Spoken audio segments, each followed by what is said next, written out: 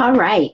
Peace, y'all. It's your girl, Nicole, Sister Midwife, and I'm doing another live today. It is Black Maternal Health Week, day number 6. What did I post in my thing? Day number 6. Today's day number 6.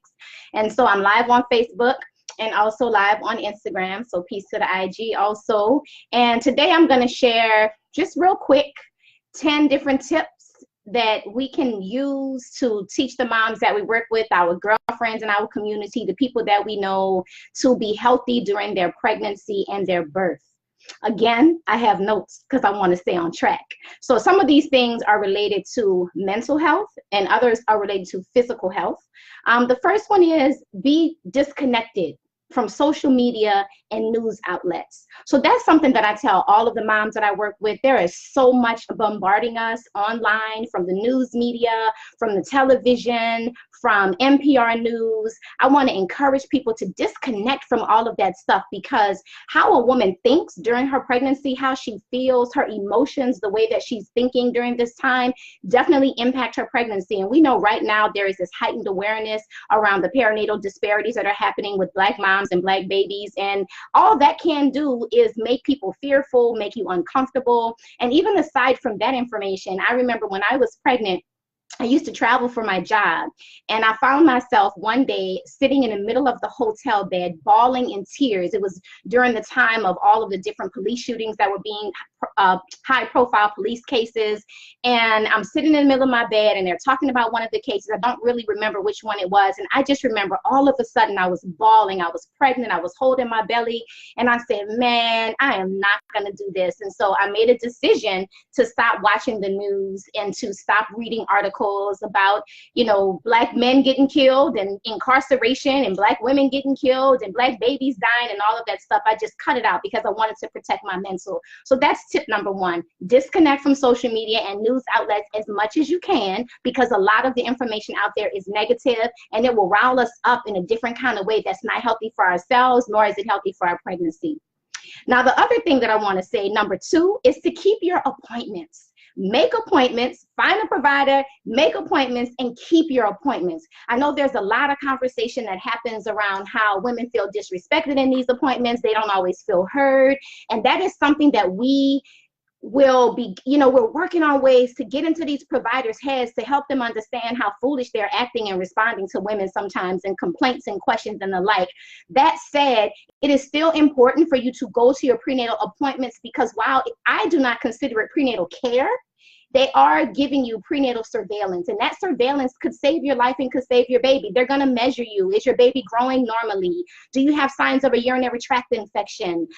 Is your blood pressure normal or not normal? These things are important, and they're important for you while you're pregnant. They're also important for you after you have your baby and during the labor process. In addition to that, when you're keeping your appointments, when you're in there, you're not just going in there for them to give you surveillance. So tip number 2 is to keep your appointment. But tip number 3 is to go in there with questions. Ask questions about everything. Don't let them give you the word normal. Oh, it was normal. I don't want to know it was normal. I want to know, what was my lab value. I don't want to know I'm anemic. How anemic? What anemic? Is this true anemia, or is this hemodilutional anemia, which is normal in pregnancy? What are they calling anemia? What are they diagnosing you with? Do you have normal blood pressure? Do you have borderline blood pressure? What do they consider borderline? What other lab values? All of these different things that they're doing, like even if they're doing genetic testing, you want to ask questions about these things. You also want to be asking questions about the type of birth that you're thinking about having. So if you don't want an IV and you want to be able to eat and drink in labor, you want to be having the questions with your providers from the very first appointment. And if you have a provider who is not willing or able to speak with you about your desires and your wishes, then that is like a red flag to you that might not be the desire of the provider that you need to be working with. So if you're asking questions to your provider about induction, about VBAC, about skin to skin, cord clamping, whatever you want as a part of your process, if you're asking questions about these things and you're getting brushed off, people are not listening to you, that's going to bring me to tip number 4. Change providers.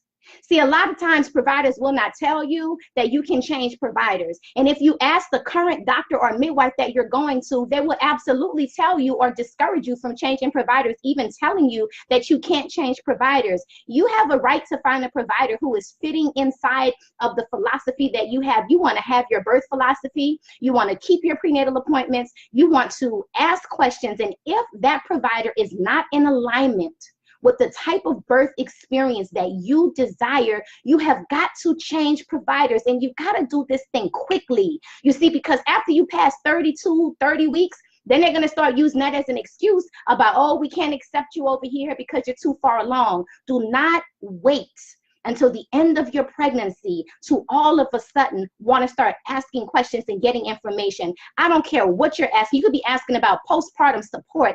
I want you to ask these questions, whatever is most important to you. You want to ask these questions as early as possible inside of your pregnancy so that you can determine if this is the right provider for you. If you don't start asking those questions to the end, then you will find yourself in a situation where you may be able to unable to change providers.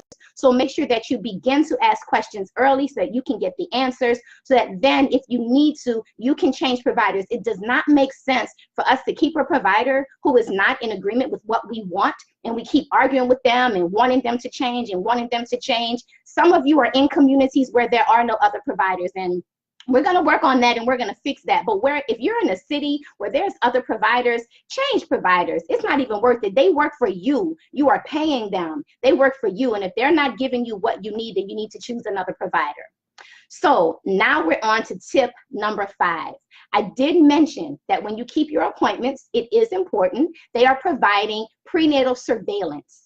What you also have to do is find someone or a group of people who can provide your prenatal care. Prenatal care. So one of the things that doulas do, particularly the doulas that I train, I teach them to put the care back into the prenatal care. The appointments that you get at your doctor's office and even your midwife, where even home birth midwives sometimes don't, they're not as, particularly if you have a midwife that does not match your culture and she doesn't know how to connect with you, she will still come into your home and she will just do surveillance and measure and do a blood pressure, dip your urine, and be out the door without really providing care. So whether that's a support group, a postpartum support group, maybe it's a breastfeeding group. Maybe it's a group that you go to talk about breastfeeding, but in the midst of that, you are getting love and you're around other women who have recently had babies and you're able to express your fears and talk about what's concerning you.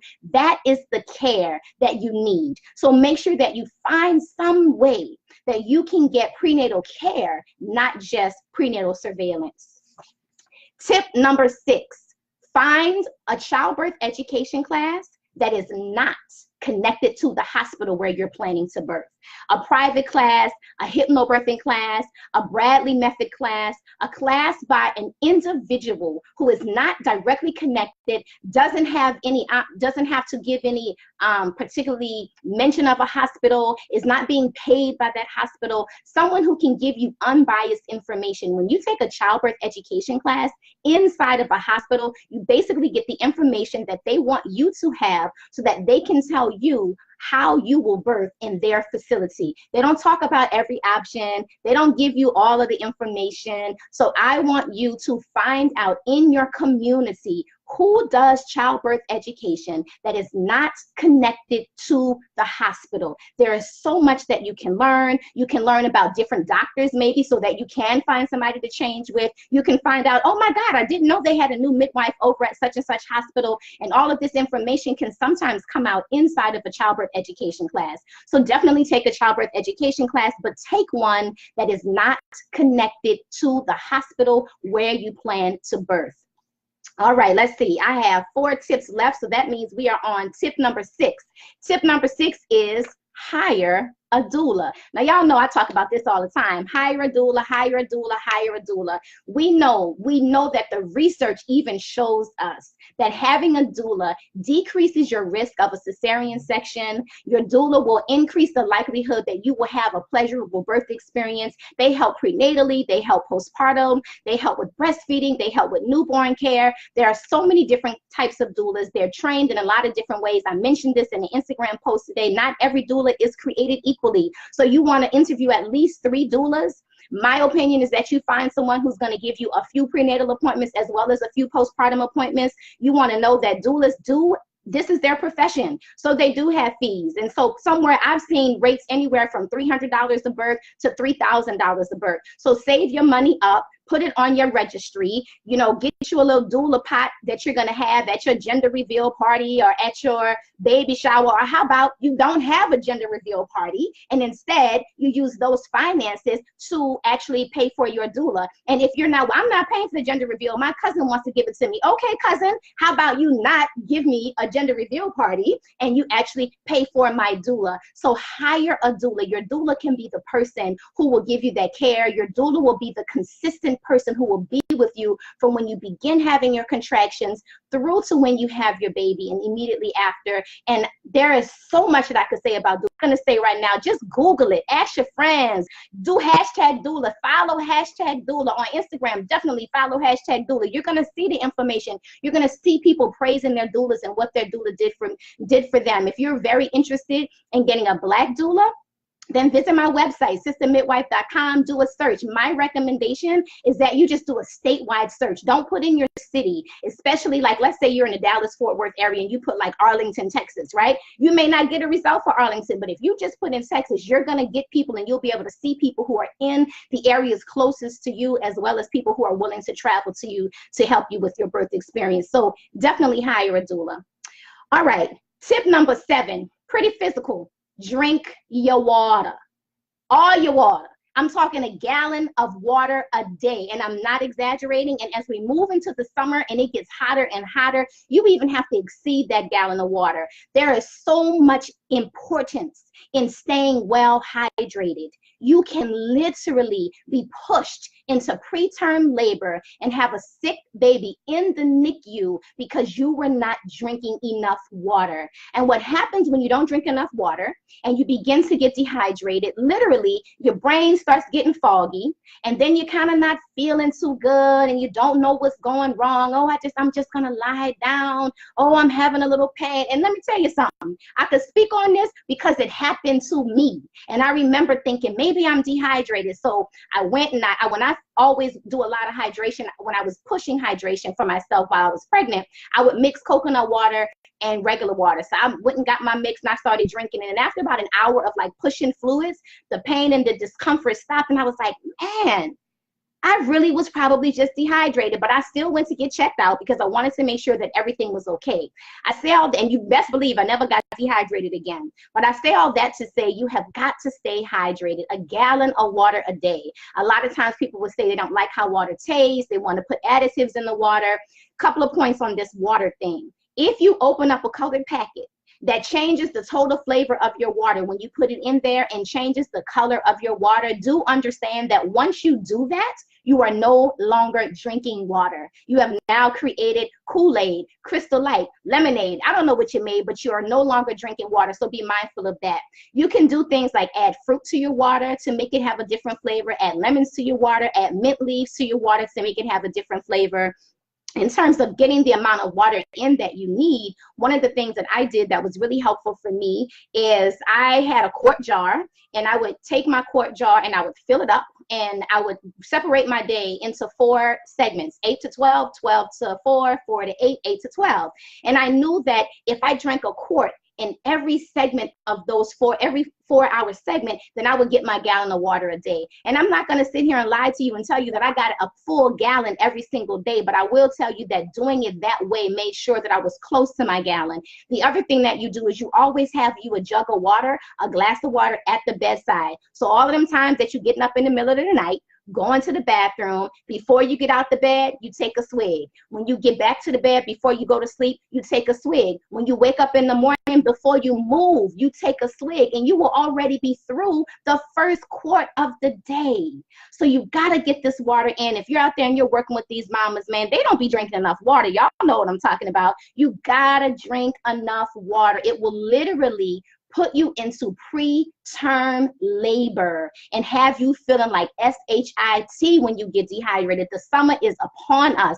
Do not sleep on how much water you need. And I always tell people, drink water, drink some more, and when you drink that, get another glass. If you look in the toilet after you use the bathroom and you see yellow, like yellow, no, you're not drinking enough water. So get your water in, ladies. Get your water in. I can't even stress that. It's such a simple thing, and it can change so much about your pregnancy and how you feel. Dehydration don't feel good at all. Next tip, another thing that's physical is taking time to go outside. Go for a walk, not on the treadmill, outside. Breathe the air, find a tree, sit under a tree, breathe the oxygen that the trees are putting out. It will shift your mood, it will shift your energy, it will give you a different level of connection to spirit and to earth. This pregnancy and birth thing, this is about connecting to the elements. You have become the element, you know what I'm saying? So you want to connect to them, go outside, take a yoga class, go for walks, and even if you can't do anything but go outside your house, your apartment, your job, and sit on the grass for 10 minutes a day. You've got to go outside, get some fresh air, and allow that to stimulate you in a really good way. And then the last thing that I want to add, this is a really important tip, particularly as we talk about Black Maternal Health Week, and we understand that there are perinatal disparities and outcomes that are happening in our community. I want to just encourage everybody out there, and if you're a mother, if you're a sister, if you're a doula, a midwife, anybody, if you're pregnant, and I tell pregnant women this all the time, and you just feel like something is not right, go get it checked out. Don't sit at home in pain. Don't sit at home and you have a little extra discharge. Don't sit at home with a headache. Don't sit at home not feeling good. Sometimes in pregnancy, disease could come up on you and it'll be so subtle at first, and it'll be something that you can't put your finger on. Do not sit at home unable to determine what is wrong and make a decision that you're not going to go get it checked out because it's probably nothing. Preterm labor does not feel like regular labor. Preterm labor does not feel like regular labor. So you might not have a lot of pain. You might not have a lot of discomfort. Even in real labor, you might not have a lot of pain, a lot of discomfort. But with preterm labor especially, sometimes it feels kind of benign, like you have a little clamping or, you know, those kind of things. You're like, what, a little backache, you know, and you're not sure what it is. If you have anything rhythmic, if you feel like your baby's not moving normal, if you have some discharge that don't feel right, you go get it checked out. And if you're not getting the answers that you need, go to another hospital, go to another provider, find the nurse, the sympathetic nurse who's going to hear your story so you can let them know, yo, I really feel like something is not right. All right, y'all, I'm going to check real quick to see if I have any comments or questions before we get out of here. Those are my 10 tips for having a healthy pregnancy as we talk about Black Maternal Health Week. Peace on Instagram, on Facebook. I don't think I have any questions. Hello.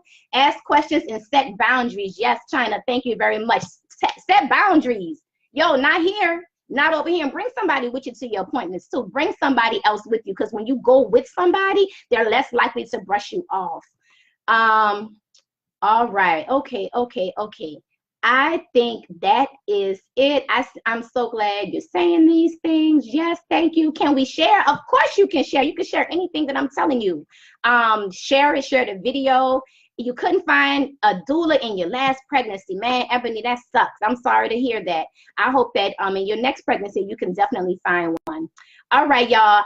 Oh, Melissa says, I love adding chlorophyll to my water. That's a good one. I was looking for my chlorophyll today. My daughter, we always fight, and this is all the way sidebar, but we are always fighting about how, you know, Kaylile, drink some water. And it dawned on me today, maybe if she had like green superhero water or something like that, she would drink it more. I couldn't find my chlorophyll. I must have thrown it away on accident, but that is something that I'm going to be purchasing very, very soon to see if that will inspire her to drink more water. So anyway, that's a wrap for me today. Thank you so much for listening. I'll see you next time. Peace.